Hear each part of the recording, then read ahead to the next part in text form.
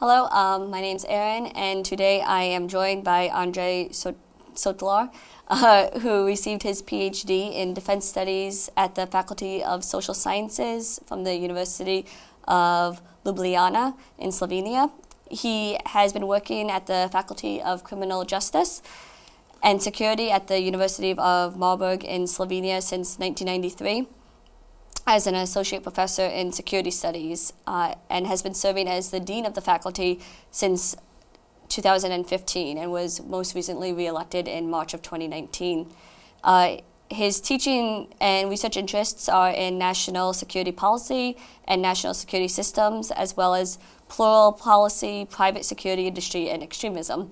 All fascinating topics, so thank you for joining me today. Thank you for inviting me.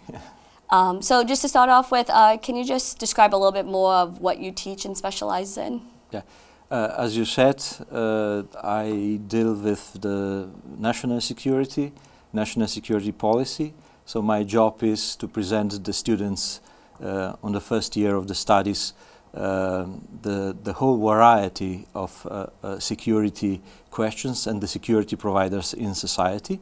But I also do some teaching and do research on plural policing, because in the last decades many organizations established who are actually providing security by doing policing tasks and having actually policing entitlements or powers.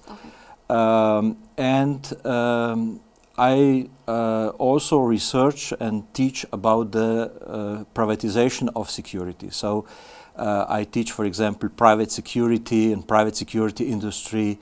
I deal with private detectives and so on. Okay, really interesting. So while you're here at Masaryk University, are you teaching similar concepts, or is it something different? Well, we agreed with our colleagues here to prepare a special topics. I did one lecture on private security, private security companies and private detectives in Slovenia. Then in the second lecture, I presented the Slovenian internal security system with all these policing bodies working or providing security in Slovenian society. And finally, just yesterday, I had a lecture on defense and security forces during the War for Independence of Slovenia in 1991. Okay, it gives a good perspective for students here to hear from someone from the area too. Sure. I hope. I think it'd be very interesting. Why do you think it's important for students to be studying this field, like in general or today specifically?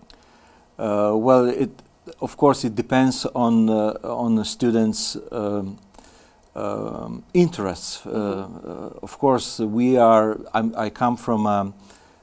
coming from a faculty which is completely oriented toward the questions of security. Okay.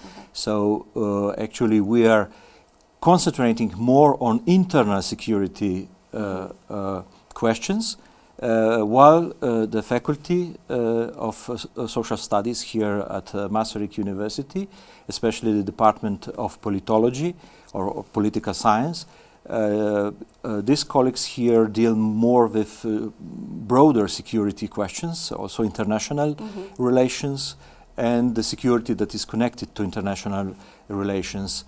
Plus, they do very good job on research related, for example, to extremism, radicalization, de-radicalization, and so on. And we are also doing the same things. So, and I think extremism, radicalization, and the processes of de-radicalization are now very, very important topics, not only for students of security sciences, but also for many others. Yeah, I would agree. So what brought you to the Department of Political Science here at Masaryk University? What caused you to be here? How did you get here? Well, because we established quite good relations with some colleagues from this department. firstly, I remember the first professor I met from this department was Professor Miroslav Mareš, who was, and he is still dealing with extremism. I remember some 10 years ago I wrote one, not wrote, but read one of his work in some German book, and I was astonished that he commented, wrote actually something about the situation in Slovenia regarding the extremism, especially the radical right, far right. So I sent him an email, and that's how we actually started our cooperation. Then he visited us, I think, already twice, and finally I decided that it would be nice to come here to see this faculty and this Masaryk, and that's how I came here actually. That's great. So that's a really natural way of creating this collaboration, I would say. Yeah. So this is your first time coming to the faculty? No, actually it's my second, but in 2014 when I was here for the first time, we came here together with other colleagues. We just stopped by meeting the leadership of the faculty. We were actually on excursion to the Brno, but this time is the first time that I'm also giving lectures here. And I must say, of course, that this is not my only connection with this faculty. I was previously Vice Dean for International Cooperation at the faculty, and also Erasmus coordinator. So I cooperated already with this department here, and we receive every year, I would say, 3 to 4 students from the Faculty of Social Studies to study in Ljubljana at our faculty. Okay, that's very interesting. What do you like about the opportunity to be a guest lecturer here? Oh, it's always good and necessary to go abroad, you know, to meet other colleagues, to meet how they do their job, how do they do their research, to talk every day to them. Also to have this opportunity to present your findings, the findings of your research, and to get some feedback and so on. It's very, very important for everybody who is working in academia. Yeah, I would agree with that. What do you think about the Department of Political Science here in the faculty or the university? I guess depending on I have nothing but only the best words for them, really, and I'm not speaking this because of courtesy or something like that. Really, I mentioned we receive every year few students from this department, and I would say, as a former Vice Dean for International Cooperation and Erasmus coordinator, and as a teacher to these students, I would say that they are very, very good students, and I assume that you cannot have good students if the department is not good and the faculty is not good. Yes. And frankly speaking, Masaryk University is a distinguished university in Central Europe, and that's, I would say, just nothing but good about the Masaryk. I'm sure that they are very excited to hear that too. What do you think about Brno as a city? Nice town. It's a little bit bigger than Ljubljana, but since I'm not living in a city, I live in a village, in a countryside. I mean, back home. So I commute every day to Ljubljana to work there. It's for me, this is also some new opportunity of living. Now I live almost in the center, or actually in the center of town, and I have only 10 minutes to my job now here at the Masaryk. It's great, and I love the old town, and it's very, very nice town, very clean. People are friendly here, and it's worth to mention also that almost everybody speaks English here. and also other languages, which is also very important for guest lecturers. Yeah.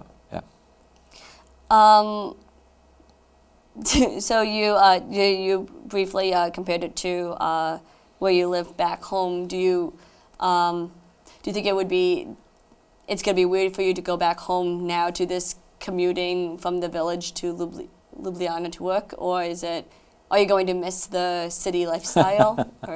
Oh, well, you know, when you, after so many years of such life, you know, that when you at the age of 25 decide that you will not live in city but in countryside, and then you you organize your life in this way. Of course, it's this is just, I would say, nice experience, but for sure I will not change my life at home because of that. Well, that's good. That I guess that's part of this international experience. Absolutely. You must trust everything. Yes. Do you think Brno and Masaryk University is a good location for international students? Absolutely. I noticed so many international students here. I mean, already at the faculty, but also I got the impression that the Brno itself is the most important business in Brno is actually university stuff. So many universities, many faculties, many young people here. So probably this is the very important sign or trademark of the city, like a city of university. Yeah, I think it is amazing to be in a city where so much of the population are in academia. I think you briefly touched on this, but just since so much of international mobility is often focused on the student experience, just why do you think that it's important for like professors or non-students, I guess, to have this experience? As I said before, it's always good to get this first-hand information about the happening in your partner institution. So we encourage very much our colleagues to go abroad, to spend some time abroad, not just to 1 week, but also more months and so on. This is also very important in terms of preparing some consortiums for future research teams. You know, you must know people personally. You must feel them actually, and that's why it's not only teaching. It's much more. Of course, it's a lot of discussions are going on about the research topics and the methodology and everything else. So that's why it's of course important that you go abroad. And today it's quite easy to go abroad. Yes. Yeah. So just before we wrap up, do you have any advice for students that you would like to share or anything? I would say that it is very smart to take this opportunity to use Erasmus programs to go abroad. I mean, with all these positive things, you know, we already talked about, I would also say that this is probably the last time that somebody else will pay a part of your stay abroad, and it is the easiest way how to go abroad, how to study abroad, and how to visit other places and meet other people. Yes, I completely agree with that. Well, thank you for joining me today, and I wish you the best of luck in your last week here as you finish up your lecturing, and have a good time back home. Thank you very much. Likewise.